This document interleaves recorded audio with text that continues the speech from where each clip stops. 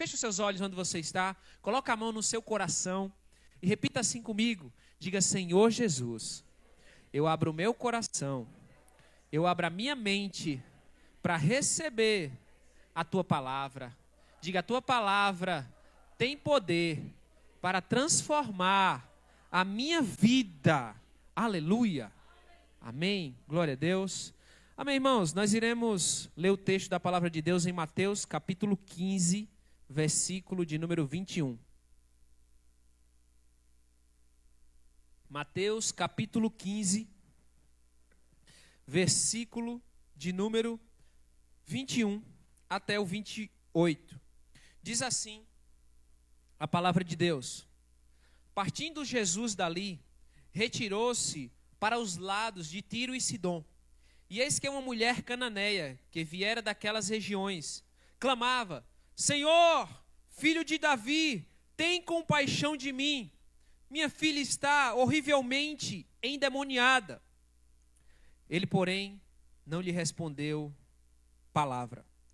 E os seus discípulos, aproximando-se, rogaram-lhe: Despede-a, pois vem clamando atrás de nós. Mas Jesus respondeu: Não fui enviado senão as ovelhas perdidas da casa de Israel. Ela, porém, veio e o adorou, dizendo: Senhor, socorre-me. Então ele, respondendo, disse: Não é bom tomar o pão dos filhos e lançá-los aos cachorrinhos. Ela, contudo, replicou: Senhor, sim, Senhor. Porém, os cachorrinhos comem das migalhas que caem da mesa dos seus donos. Então lhe disse Jesus: Ó mulher, grande é a tua fé. Faça-se contigo como queres. E, desde aquele momento, sua filha ficou sã. Amém? Então, irmãos, essa história aqui que nós acabamos de ler, ela pode ser a sua história. É a história das mães que estão aqui hoje. Porque são as mães que clamam. São as mães que rogam pelos seus filhos. São as mães que buscam um milagre de Deus para os seus filhos. Qual a mãe que nunca clamou pelo filho? Qual a mãe que nunca perdeu um sono por causa de um filho? Qual a mãe, meus irmãos, que nunca sentiu a sua alma rasgada por causa de um filho? Eu sei que tem, mas é exceção. A maioria é nesse contexto aqui. Amém? Então, meus irmãos, nós vivemos em um mundo de muitas aflições. Mas o primeiro coração que é rasgado, que sangra, é o da mãe. É o da mãe. Entendeu? Agora veja bem, a história dessa mulher aqui que nós lemos, você precisa entender o seguinte, que essa mulher, ela não era do povo de Israel. Ela não fazia parte da aliança. Em outras palavras, abre aspas, ela não era da igreja, fecha aspas. Ela não tinha lei, ela não tinha a Torá, ela não sabia a respeito dos profetas, não conhecia os costumes, as leis, né? Ela era gentia, ela era estrangeira, logo era considerada impura. Era considerada impura, uma estrangeira, sem direito, sem bagagem espiritual. Mas tinha uma coisa, ela era mãe. E por ela ser mãe, e como mãe, os problemas da filha a atingiam. Atingia ela também. A dor da filha se tornou a dor dela. O desespero da filha fez com que ela suplicasse a Jesus. E quando ela não viu solução humana na religião dela, porque ela, lembra, ela é estrangeira, ela buscou a quem podia resolver o problema da filha dela. Ela buscou o Senhor Jesus, ela foi até Jesus. E diz a Bíblia que ela chega abatida, rejeitada, ela chega triste, angustiada, mas ela sai liberta, ela sai em paz, e ela sai com seus milagres nas mãos, com seu milagre na mão. Amém? Ela sai com a filha dela totalmente liberta. Então hoje, nesse culto especial das mães, Deus também tem um milagre, Jesus tem um milagre para você, querida mãe. Mãe espiritual, mãe biológica. Então vamos ver aqui o que esse texto pode nos ensinar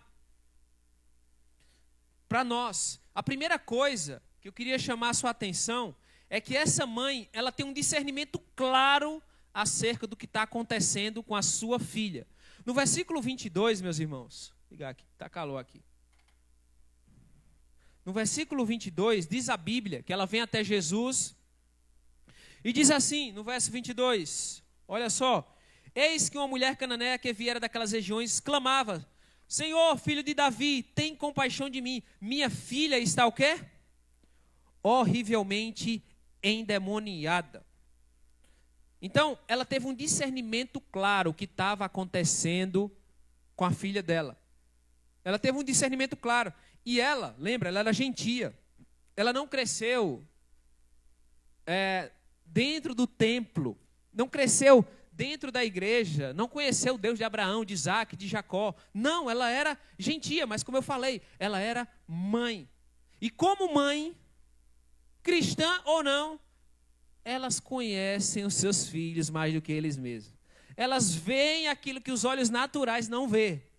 E ela teve um discernimento claro do que estava acontecendo com a filha dela. Ela não se confundiu, ela viu que aquilo não era algo natural, era algo a mais. Não era só uma rebeldia, trazendo para nós. Não era uma rebeldia, não era uma crise de adolescente, não era um trauma social, um bullying que sofreu na escola, não era um desequilíbrio emocional, não. Essa mãe aqui, ela viu, ela descobriu a natureza real do problema que afligia a sua filha. E ela vai com profundidade. A filha dela não estava apenas endemoniada, ela estava horrivelmente. Não era só um demôniozinho, não. Ela estava horrivelmente, ela aprofunda ainda mais. Diz, né? Horrivelmente endemoniada. Então, você sabe, se você já lidou, ou se você já teve um filho com demônios, você sabe o quão angustiante é. O quão sofrimento é. O quão triste é a vergonha, o desespero, a tristeza, a opressão, a amargura que o diabo põe na pessoa. Não é fácil. Não é fácil. Mas essa mãe, ela discerniu isso. Minha filha está horrivelmente endemoniada. E discernimento, meus irmãos, é quando o seu espírito percebe algo que muitas vezes a sua alma, né, aquilo que está diante de você, não percebe. E ela vem até Jesus, sabendo da situação real, daquilo que está acontecendo ao seu redor. E eu pergunto para vocês, mamães, papais, todos que estão aqui, qual é o problema real dos seus filhos ou do seu filho? Você que é mãe espiritual, qual é o problema real do membro da sua célula, do seu filho na fé, dos kids? Qual é o problema real? Sabe, muitas vezes, meus irmãos, o problema que atinge os nossos filhos, que está atingindo os nossos filhos, não são simplesmente problemas financeiros. Aqui, nesse caso, não era problema de rebeldia, não era problema financeiro. Como eu falei, não era crise de adolescência, não era desequilíbrio, não. E se nós observarmos os nossos filhos hoje, preste atenção. Hoje nós vivemos na era da abundância. Na era da abundância. Nossos filhos hoje, o mais pobre que tiver aqui no nosso meio, mesmo assim, seu filho tem conforto. Seu filho tem um teto. Seu filho tem roupa. Seu filho tem comida. Seu filho tem educação. Seu filho mora numa boa cidade, Caruaru. Seu filho tem uma boa igreja. Então, talvez você, mãe, que está aqui hoje, está lidando com problemas na sua casa, com o drama de ter um filho ou uma filha, né, com problemas, e talvez a natureza do problema, a situação real do problema, não é aquilo que você está vendo aos seus próprios olhos. Há uma natureza por trás, há uma raiz por trás. Nesse caso aqui, era um demônio que estava oprimindo, que estava possuindo a filha dela. E eu pergunto novamente, qual é o problema real do seu filho? O seu também. Pode aplicar a você também. Qual é o problema real da situação? Eu uso muito isso, meus irmãos, nos aconselhamentos. Inclusive, para os líderes, gravamos uma aula na mentoria sobre aconselhamento. Veja lá. E um dos pontos é o seguinte. Quando a pessoa vem se aconselhar conosco, ela fala. Mas o problema não é o que a pessoa fala. Tem uma raiz por trás. E a mesma coisa, situações que acontecem na nossa vida. Ali é o que está fora. Para você tratar um problema, você não pode tratar simplesmente com aquilo que está fora, com aquilo que está visível. Você tem que ir para a raiz. Quando você está com uma febre, aquilo não é a doença de fato. Aquilo é o quê, meus irmãos? Um sintoma. Uma gripe não é a doença de fato, é um sintoma. Então você tem que diagnosticar. Você tem que ir mais fundo, você tem que cavar para saber aonde está a raiz, para tratar com a raiz. Quantos compreendem o que eu estou querendo dizer? Permita-me ilustrar. Conta-se uma história de que 2 homens, eles estavam pescando no rio. E de repente, eles olham para o lado e vê uma criança se afogando, descendo na correnteza. E eles imediatamente jogam tudo e correm para socorrer a criança e a salvam. Colocam ela à margem do rio com segurança. E de repente, quando eles olham outra criança descendo o rio, se afogando, gritando. Imagina o desespero. Eles pulam novamente, os 2 pescadores pulam novamente e eles salvam também essa segunda criança. Quando de repente vai descendo outra criança e um pescador pula, só que o outro sai. E o pescador que entrou no rio, ele disse: ei, volta, você não vai salvar a criança, ela está se afogando, ela vai morrer. Ele disse: não, eu não vou voltar. Eu vou subir o rio e vou descobrir quem está jogando as crianças. Está entendendo o que eu estou querendo dizer, meus irmãos? Então, talvez você está lidando com um problema que de fato não é o problema. Você tem que ir à raiz. Você está lidando com os sintomas. Talvez você olhe para o seu filho e você só está lidando com os sintomas. Está tentando resolver os sintomas. Mas é preciso que você vá à raiz, ao abismo. Amém, meus irmãos? Será que estamos tentando salvar os sintomas enquanto o inimigo segue lançando seus filhos no abismo? Qual que é a situação real, meu irmão? E nós estamos numa guerra espiritual. O diabo não tira férias, não descansa. Ele não descansa, ele não tira férias. Ele procura, ele ronda, ele quer uma brecha, ele sussurra, ele lança mentiras, ele seduz você, ele engana com as amizades, ele confunde. E se você não vai na raiz, você não vai resolver a situação, porque o diabo não desiste. Ele tenta, quando ele não encontra um jeito, ele vai tentar de outro, mas ele continua tentando. E essa mulher aqui, ela discerniu o problema. Ela sabia, ela disse: minha filha, horrivelmente endemoniada. Entendeu? Mas ela não só discerniu o problema, ela também discerniu a solução. Porque diz a Bíblia no verso 22, que ela disse: Senhor, filho de Davi, tem compaixão de mim. Ela não corre atrás dos conselhos populares. Ela não corre atrás dos métodos dos filisteus. Ela não corre atrás dos métodos do mundo, da cultura, da tradição. Não, ela corre para Jesus. E ela diz: Senhor, lembra, não mestre, mas Senhor. Senhor, reconhecendo Ele como o Senhor. Ela se rende. Quando ela fala Senhor, ela está se rendendo. Mas ela diz também, filho de Davi, com referência dizendo: olha, tu és o Salvador, tu és o Messias. Tu és o Messias. Ela reconhece Ele como Messias. É como alguém, e ela diz, né? Senhor, tem compaixão de mim. É como se ela estivesse dizendo assim: se o Senhor não fizer agora, está tudo perdido, Senhor. Só o Senhor tem a solução. Me ajuda. É nesse sentido que ela se aproxima de Jesus. Entendeu? É nesse sentido. E você, minha querida mãe, Né? Eu pergunto para você, o que tem acontecido com o seu filho? Você que é líder na igreja, o que tem acontecido com os seus discípulos? O que é que tem acontecido na sua família, na sua casa?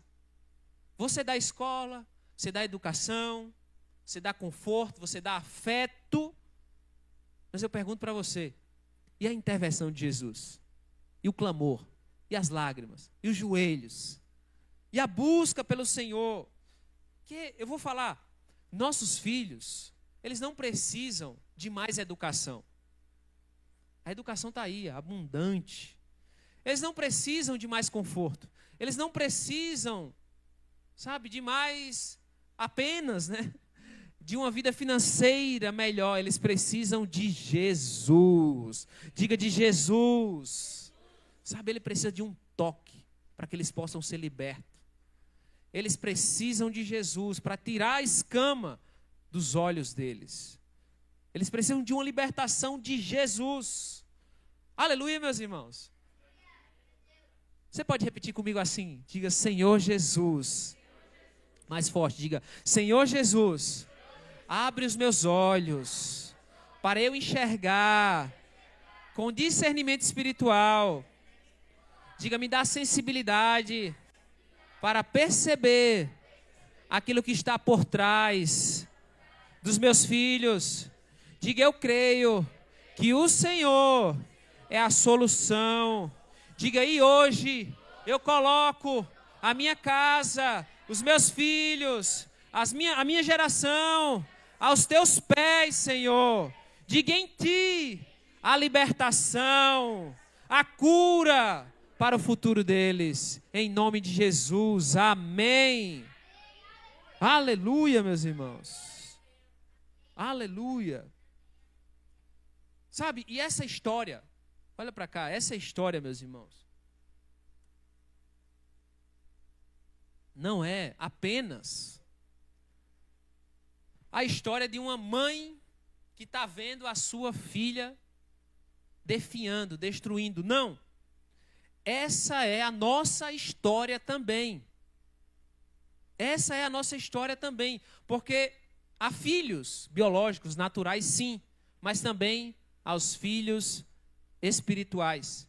Filhos do coração. Filhos da célula. Filhos da igreja. Filhos da cidade.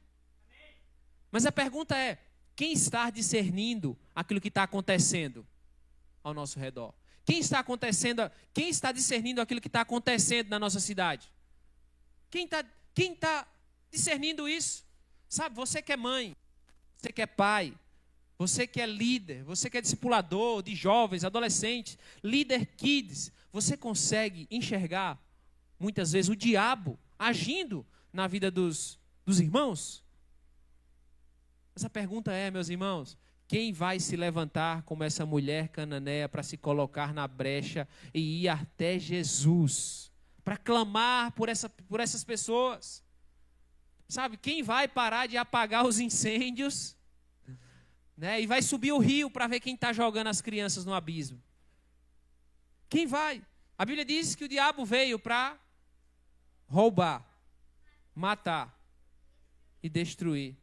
Mas Jesus, amém, e Ele está passando nessa cidade.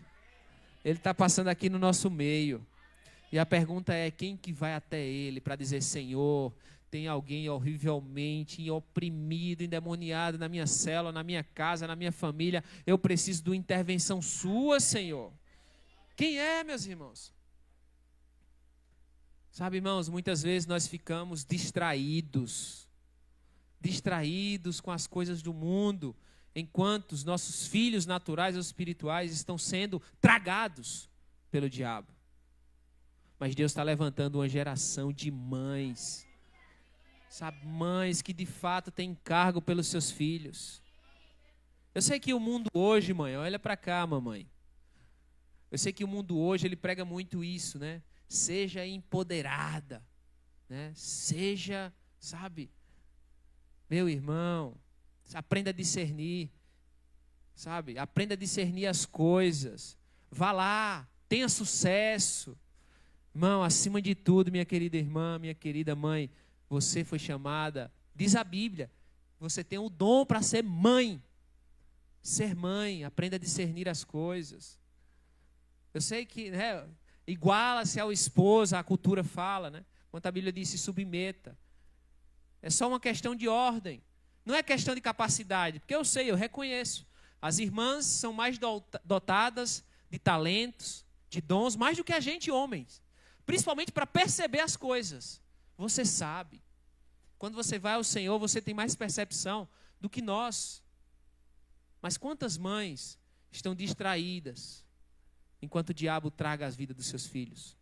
Mas Deus está levantando uma geração de mães aqui na igreja. Nós tocaremos essa cidade, meu irmão.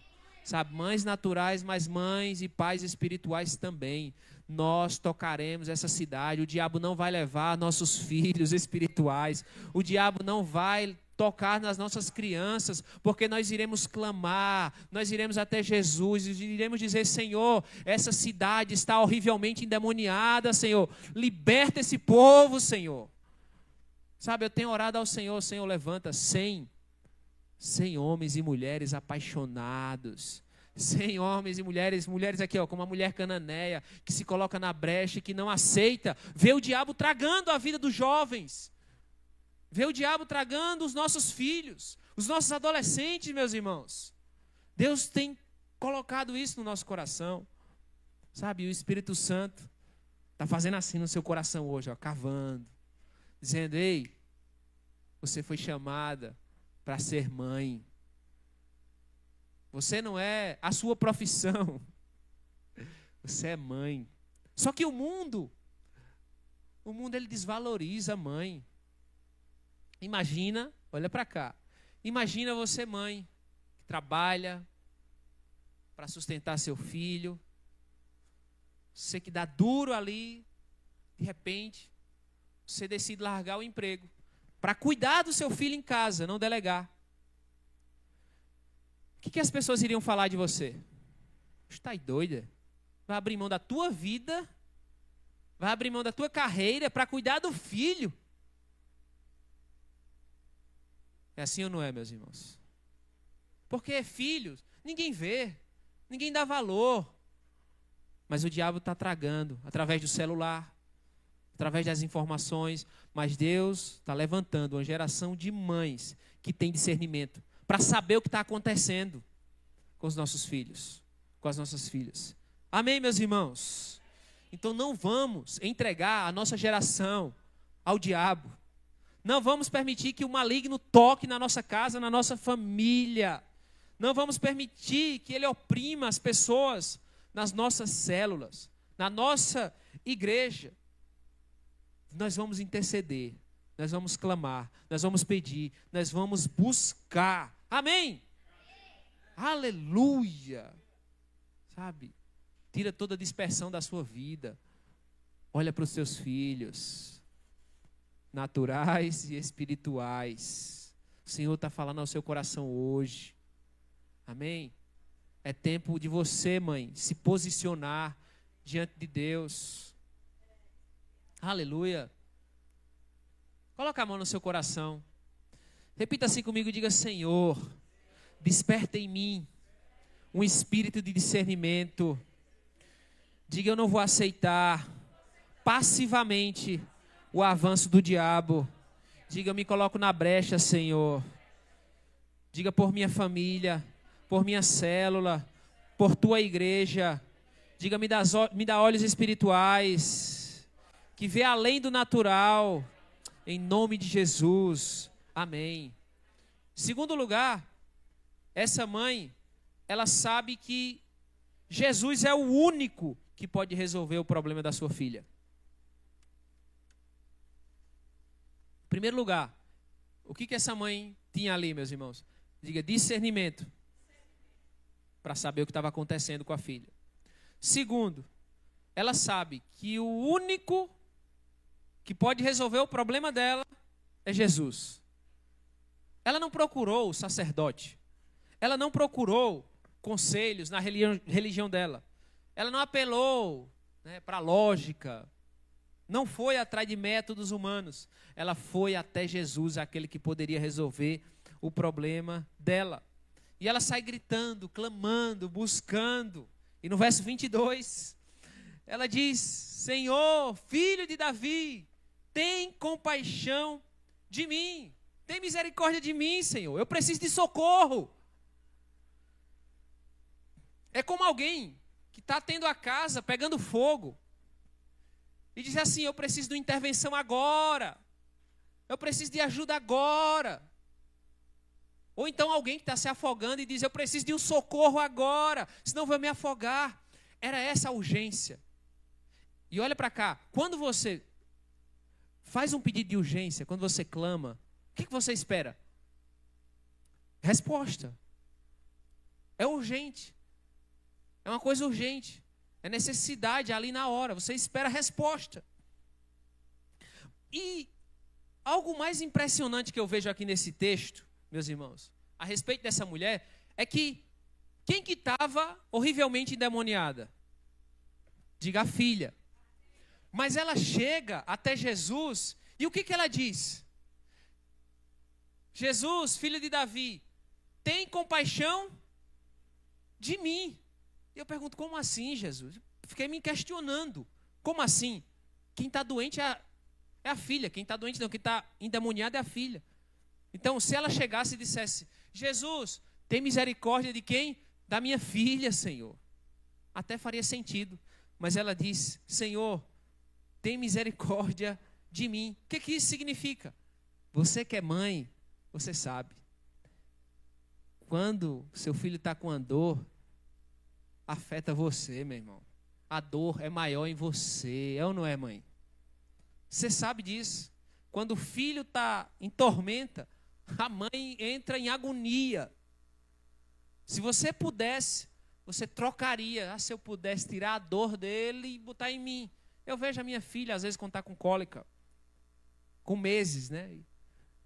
Com cólica ali, eu digo: meu Deus, você não sabe o que faz, e você sofre por dentro. Ai, Jesus, tira a dor dela e bota em mim, Jesus. É assim que essa mãe chega. E aqui eu queria falar com os jovens aqui, amém? Enquanto você é jovem, adolescente, você não entende muito seus pais. Você não entende, tem coisa que você só vai entender quando você casar e tiver filhos. Entendeu? Está vendo alguns adolescentes rindo. Há determinadas situações, meus irmãos, que a gente não entende, a gente que é jovem. A gente só entende quando a gente casa e quando a gente cresce, quando a gente tem filho. Porque os pais que estão aqui sabem, o que dói no filho, dói mais em você. É ou não é, meus irmãos? O que atinge os seus filhos, atinge você. Sabe? Como eu falei. Ninguém mexe com o seu filho, misericórdia. Exatamente. Ninguém mexe, irmãos, com seu filho. Você vê o que é uma mãe. Vá no presídio. Dificilmente você vai encontrar um pai. Vai encontrar, mas são poucos. Agora vai lá, tá as mães lá, meu irmão, se humilhando, se abaixando, se humilhando lá para entrar no presídio. Tudo por causa do filho. Mas quando você é adolescente, você não entende. Quando você crescer, você vai entender. E muitos filhos, né? Adolescentes, eles acabam até ignorando os pais, até sentindo vergonha dos pais. É aquele ditado, né? Quando o filho é criança, é bebê, criança ali, né? O filho chora para ficar com o pai.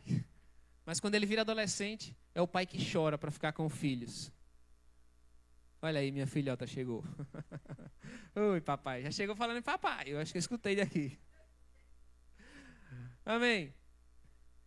Então, a gente quando é adolescente, a gente não entende nossos pais. Não entende. E conta-se uma história, né? De uma filha que ela tinha vergonha da mãe. A mãe dela tinha uma deformidade na mão. E a mão da mãe, ela era muito feia, a mão da mãe. E ela evitava que as colegas viessem para sua casa.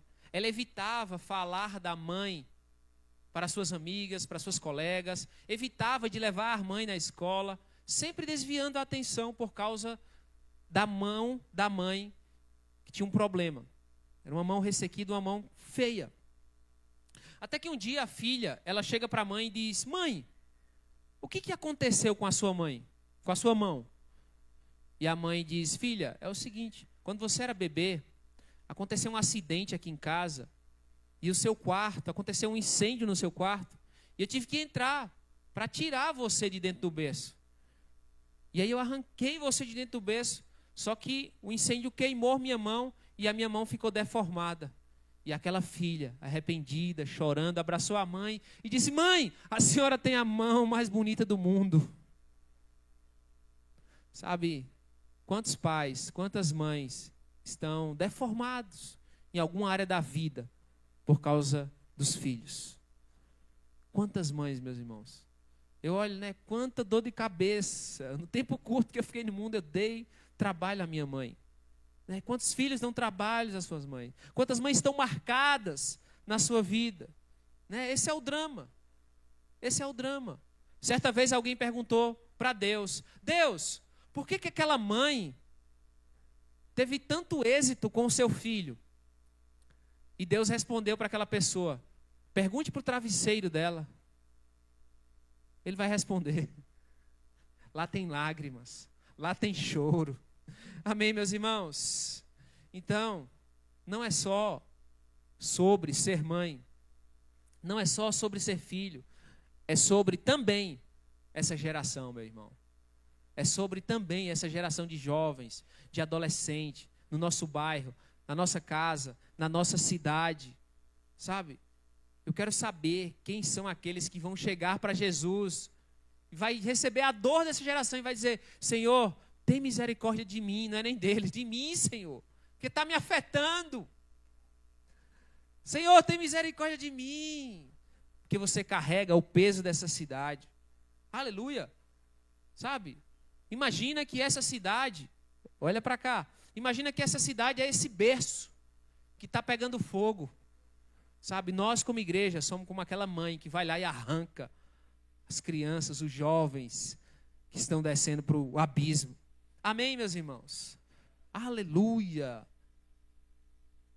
Diga assim, diga: Satanás, você não vai levar os nossos filhos. Diga: você não vai roubar as nossas crianças. Diga: não entregamos essa geração para o inferno.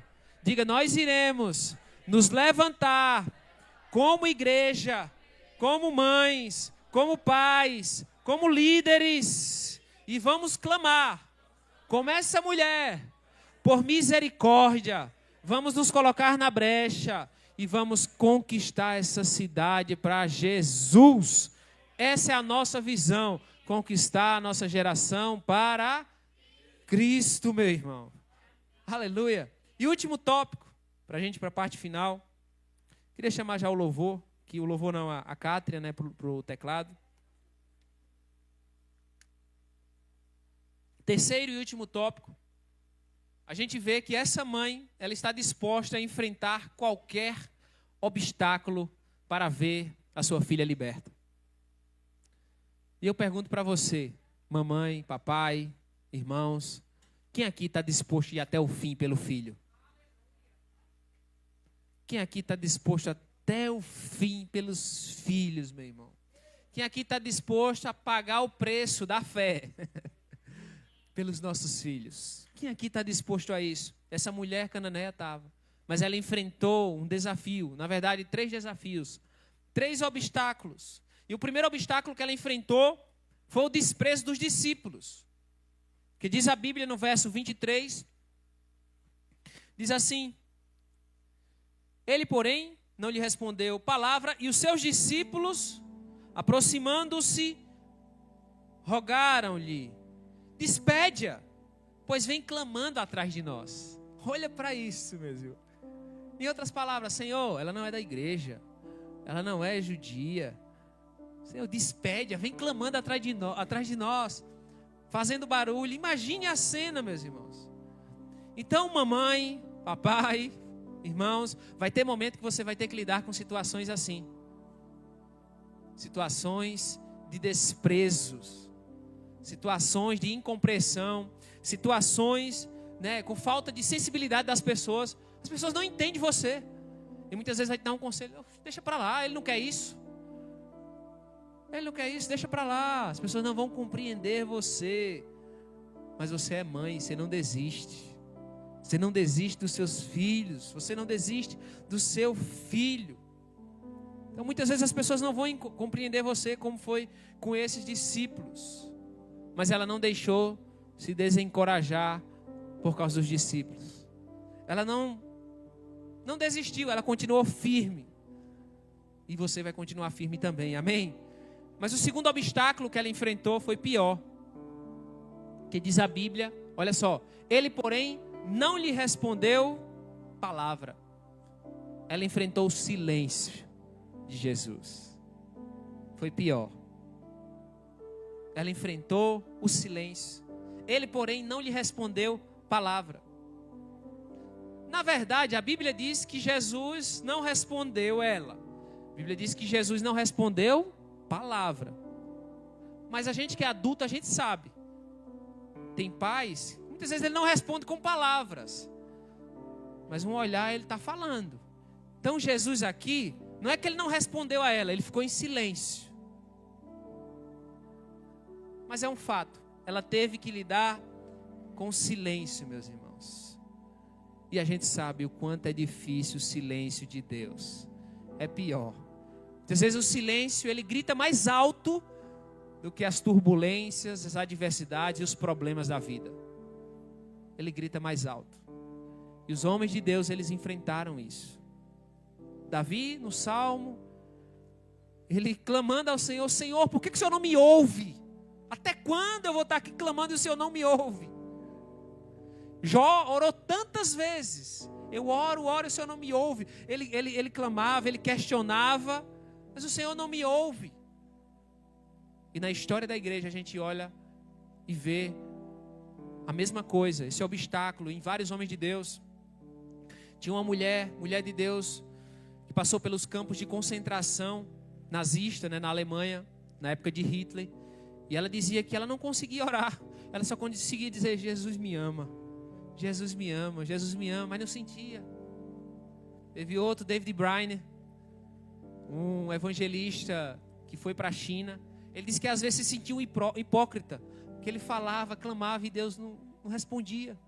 Sentia o silêncio.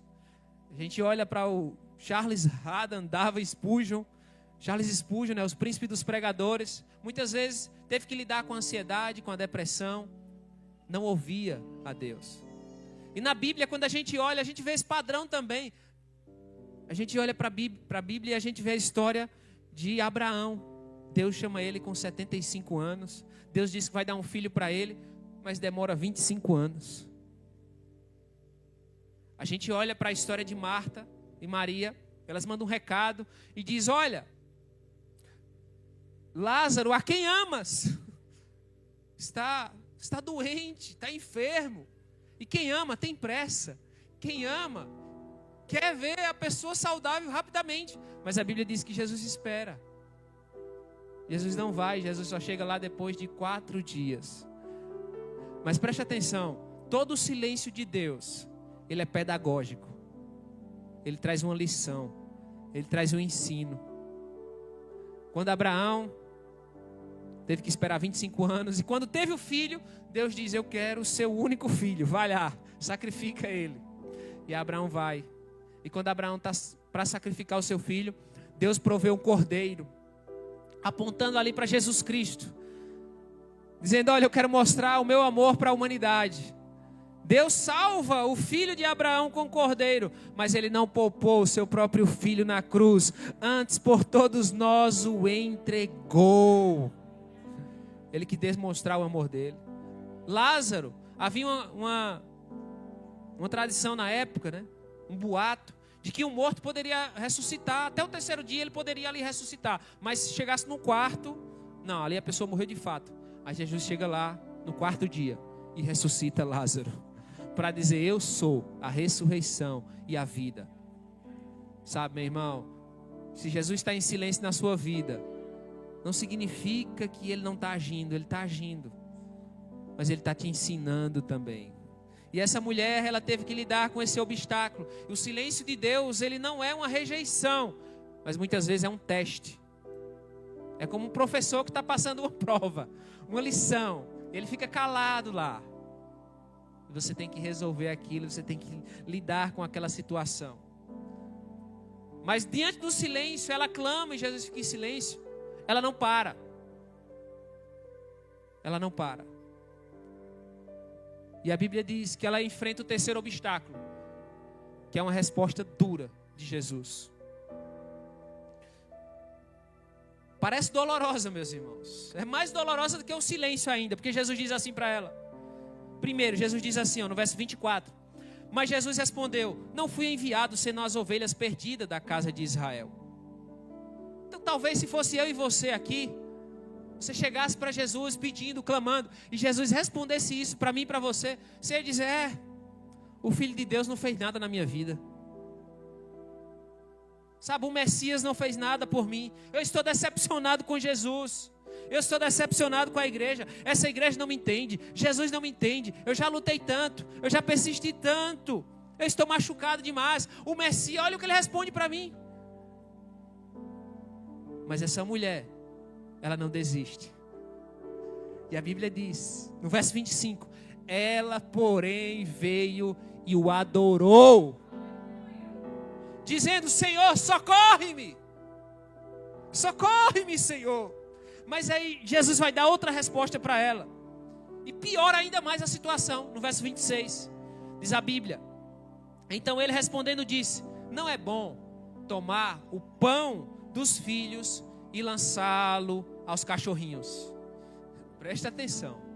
Se Jesus comparasse você com um cachorrinho, com um cachorro, que era isso que era o povo que não era judeu, era comparável como um cão, como um cachorro. Jesus diz: não é bom tirar os pão dos filhos, que era o povo de Israel, para dar aos cachorrinhos. O que você faria? Você pararia aí? Você desistiria aí? Você deixaria a igreja? Você deixaria a sua célula? Você deixaria o louvor? Você deixaria de pregar? Você saía? E diz a Bíblia que ela responde a Jesus no verso 27.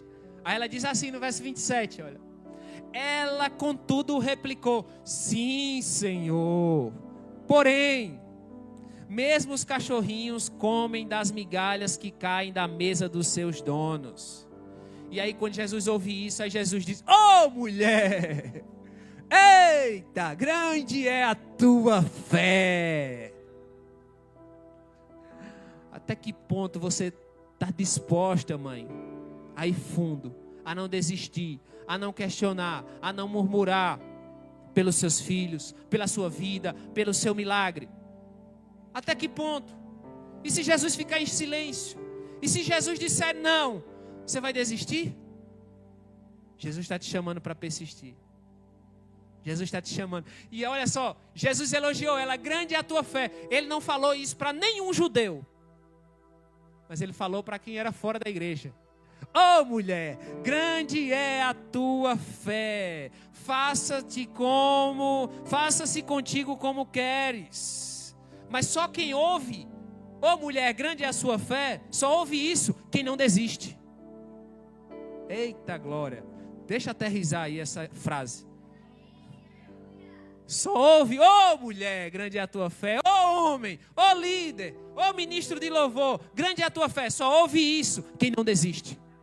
Então, se você estava pensando em desistir, se o diabo lançou isso no seu coração, ele perdeu. Você está aqui hoje, ouviu a palavra do Senhor, vai sair renovado, transformado.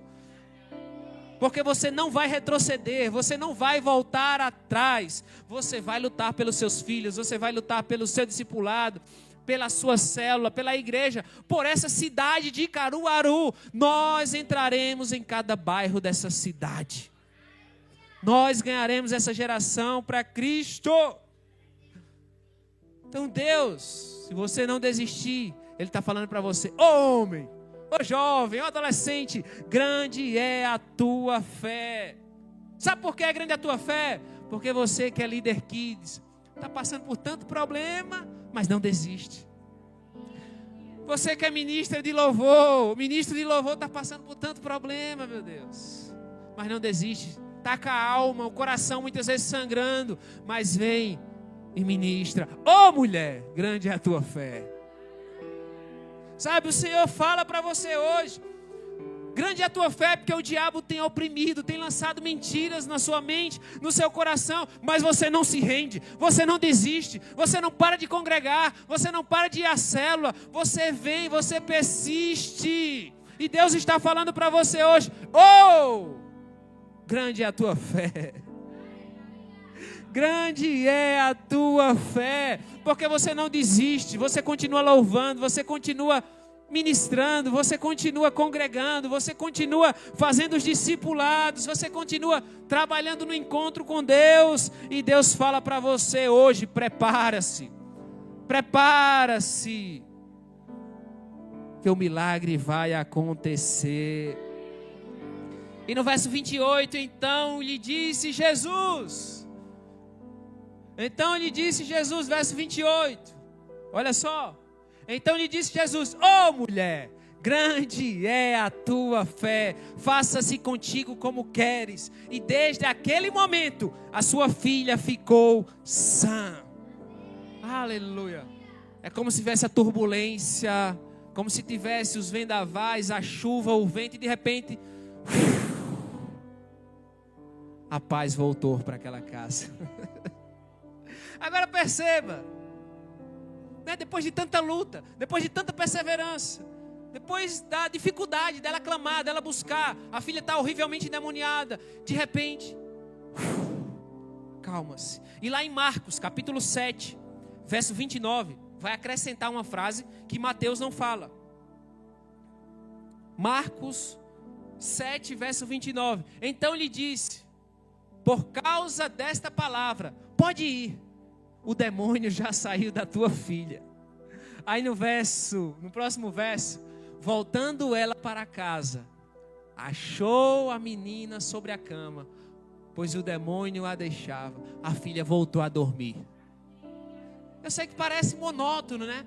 Mas não, porque, irmão, aonde tem a opressão do diabo, aonde tem a bagunça do diabo, o que aconteceu aqui foi que tudo voltou à normalidade. Aleluia, a paz voltou, a normalidade voltou. Vai acontecer isso na sua vida, vai acontecer isso na sua mente, na sua casa, na sua família. Tudo vai voltar à normalidade, você vai voltar a dormir em paz. Sabe, você vai sentar à mesa com alegria, com a sua família. Sabe, você vai ver o seu filho ir para a cama e dormir, ir para a escola. Você vai ver sua casa voltar a sorrir. Você vai ver o seu filho voltando para Jesus. Você vai ver o seu milagre acontecendo. Porque você não desistiu. E Jesus fala para você hoje, grande é a sua fé. Quando você recebe essa palavra, sabe, a sua casa vai ser restaurada, vai voltar à ordem. Tudo vai voltar à normalidade, a paz vai voltar, o filho que estava fora vai voltar, o marido que está fora também vai voltar, porque você não desistiu. Mãe, homem, mulher, grande é a tua fé. Lembre-se, essa mulher aqui, ela discerniu o que estava acontecendo. Segundo, ela sabia que Jesus era o único que poderia resolver o problema dela. E terceiro, ela teve disposição para enfrentar qualquer obstáculo e não desistir. Eu acredito que ela meio que pegou ali o espírito de Jó. Ainda que ele me mate, todavia nele confiarei. Eu não vou desistir, Jesus. Você pode me matar, mas eu vou persistir. Eu vou confiar. E eu imagino aquela mulher falando como Jó, né? Eita, Senhor, antes eu te conhecia só de falar, mas agora os meus olhos te veem. Agora eu te vejo, eu vi o milagre acontecer, minha filha voltou ao normal. E vai acontecer na sua vida, faça-se como você quer, faça-te como te queres. Quantos querem receber o milagre do Senhor nesta noite? Queria chamar os irmãos do louvor para cá. A gente vai louvar um cântico junto. Queria convidar você a ficar de pé.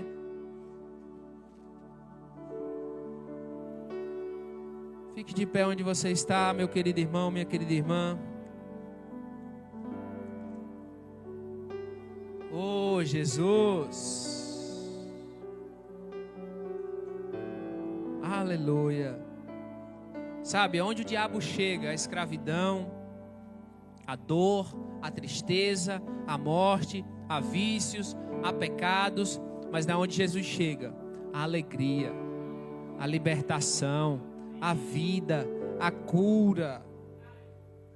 Qual o milagre que você está precisando do Senhor hoje? Qual o milagre, mãe, que você está precisando hoje do Senhor? O que você está precisando? É para você? É para sua família? É para sua casa? Deus tem milagre para você hoje. Aleluia.